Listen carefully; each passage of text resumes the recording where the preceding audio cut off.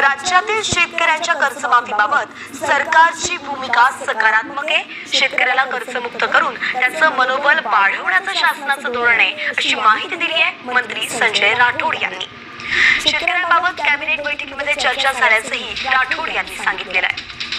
गेल्या अनेक दिवसांपासून विरोधकांकडूनच नाही तर सगळ्यांकडून प्रश्न उपस्थित केला जातोय की जे आश्वासन महायुती सरकारनं दिलं होतं कर्जमाफीचं ते कधी होणार, आणि त्यावरच आता मंत्री राठोड यांनी प्रतिक्रिया दिली आहे।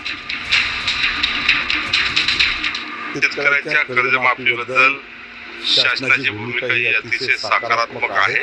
निवडणुकीच्या काळामध्ये जे वचननामा होता त्या वचननाम्यामध्ये सुद्धा शेतकऱ्यांना आम्ही कर्जमुक्ती देऊ आणि त्यांच्यासाठी वेगवेगळ्या योजना सुद्धा राबवू, कारण या राज्यातला शेतकरी हा समृद्ध झाला पाहिजे। कॅबिनेट बैठकीमध्ये वारंवार या विषयावर चर्चा झालेली आहे आणि त्या